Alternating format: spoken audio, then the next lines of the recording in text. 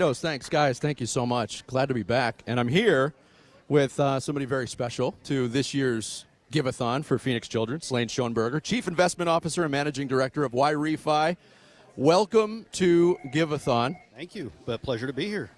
This is your first time in a corporate capacity as you guys are sponsoring the phone bank. You got like 6 or 7 of your team members here. Do you want to shout them out real quick, Laine? We do. We have our whole team right over here. Wave everybody. Got Joe, Wendy, we got Avery, Adrian, and Dawn doing a great job answering these phones. This is not your first experience with Phoenix Children's as a parent. The gentleman to my left is your son, Collin. Collin, welcome. Thank you for having me. And we're going to tell Collin's story today. So Collin's born in 1995, September, joyous day. Take us from there, Laine. Oh, joyous day. Right up until, when he was born, we did not realize at the time that he had a congenital heart defect called dilated cardiomyopathy. So at this point, we were over at what was then called Desert Samaritan over in Mesa. And when Collin was born, and, let's just say things went south. A lot of action going on, and within a short period of time, he was airlifted to what was then PCH at Good Samaritan down off of McDowell. Very interesting time in our lives, very confusing, let's just say it was difficult at the best, right? So we finally gather ourselves, and we spend 17 days in the neonatal intensive care unit over at PCH. Got to know the nurses very well, and it's a scary time, and those nurses were there doing what they do to help comfort us and help us understand and walk through what was happening. Very difficult for them and for us. I know those nurses are very special people, because holy cow, right? So after 17 days, they said that he started to see some improvement, and we got to a point where there was not much more they could do. They said, listen, you're going to take him home. We've got him off of life support. There's nothing more we can do here. Go home, enjoy your son. And if there's a problem, come back. And I realize that's a weird way to say it, but at the end of the day, that's really, they couldn't do anything more. It was go enjoy your kid. So that started what became the next several months, and I say months meaning all the way up until he was a year old, of constant doctor visits, one after another, back and forth to PCH. Name the doctor, right? It was for his heart, it was for this, it was for that. It was a constant barrage of medical challenges. And at 13 months old, Collin was 13 pounds. Wow. We're doing everything we can to just figure this out. So at 1 year old, we said, you know what, let's have a birthday party. And because at this point, he wasn't really supposed to make it to 1 year, right? So we have this great big party at the house. And I have an older daughter. And she had turned 1 during all of this, and she missed her birthday because of it. So we said, let's have this great big party, and let's invite the doctors and the nurses and all of the people. We had well over 100 people show up, and it was phenomenal. It was a great time. And we said to them, hey, don't bring presents. We've got what we need. Bring some money. We're going to donate. We're going to pool this money. And what we're going to do is we're going to get a bunch of rocking chairs, and we're going to donate them to the neonatal intensive care unit. Simply because there was never enough chairs, right? A lot of parents in there with their babies. So we took this and we put it into a fund, and I went down to buy these chairs, and I'm explaining to the manager. I'm going to date myself. It was a store called LaBelle's. Okay, I remember it well. Remember LaBelle's? I remember it well. So I go into LaBelle's, and I'm talking to the manager. I'm saying, listen, here's the deal. I explain the whole story. I say we pulled together this much money. We'd like to buy these chairs. And he offered up, and he donated a few more. I don't remember how many it was. We put a little placard on each one that says donated by Collin Schoneberger. I don't know if those chairs are still in the NICU. It's been a hot minute. He's 26 now. So those chairs may be there. Good investment, though. 27. Oh, see, I'm already lost. He's 27.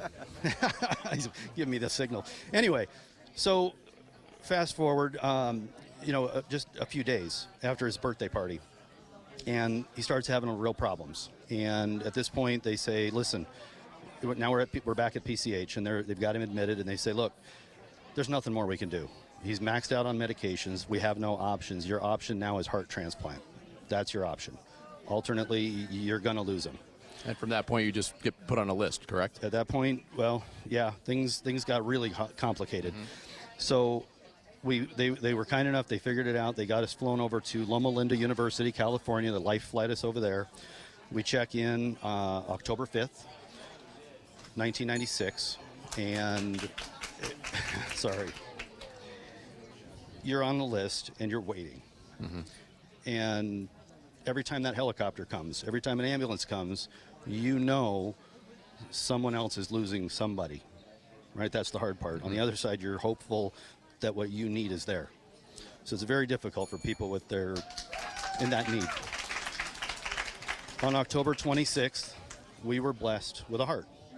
Now, the way that this works is they don't tell you where they're going to get the heart. Back then we had pagers. So they'd page you, and they'd say, hey. Dated yourself again. I just dated myself again. So we have this pager, and funny story, we go out to dinner. We're standing there, and pager goes off. It has gone off multiple times for various reasons. And this time it just felt different. Something was different. So we get back over to the hospital, and they say, listen, we found a heart. The team is preparing to leave to go get the heart. We'll let you know when they're back, and we'll go from there. And if everything's good, then we're going to do the transplant. I was like, all right, great. So we spent our time with Collin. He's a smiley little kid. I'm not going to lie. I got great pictures of him smiling, holding the pager, and he's never once frowned about the whole thing. But anyway, so then we get into the transplant, and they tell us in the orientation, like, this is an 8-hour procedure minimum, okay?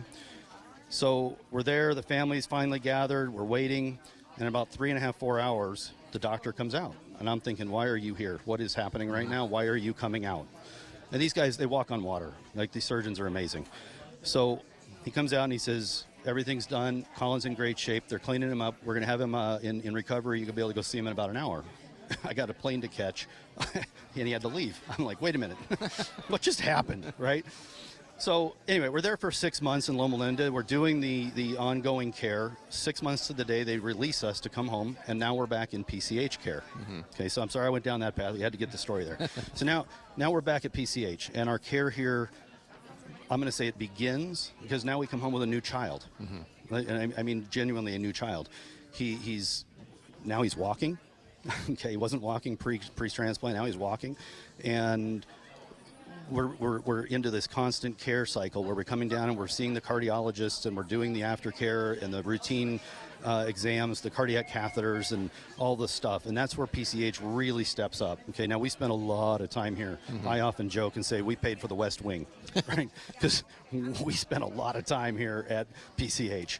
And all I can say is thank goodness PCH is here. Yes. Right? If it was not here, we would not have the kind of care that we needed for Collin. And that's the prevailing feeling that we try to get across to our audience, too, is what a blessing it is to have a world-class facility like this. Indeed. I want to turn to Collin real quick because Collin, standing to my left, you're about to turn 28 years old. You're still getting care at Phoenix Children's. In fact, you are here for treatment today. What does this place mean to you after all these years? In my personal opinion, everything. I've been coming here since in my world day one, and I have transitioned through the doctors and seen the other kids, and it has just been an amazing journey seeing all of the little ones get the proper care that they need and me get the care that I need and know that it is working. It has been amazing. Yeah, it is amazing. I also want to say before we wrap this up, there's a whole other, you got to know the mother of the child who donated the heart for the transplant, Kelly, who was trying to be here today and unfortunately couldn't make it, but she's still a big part of your life, correct? Very much so.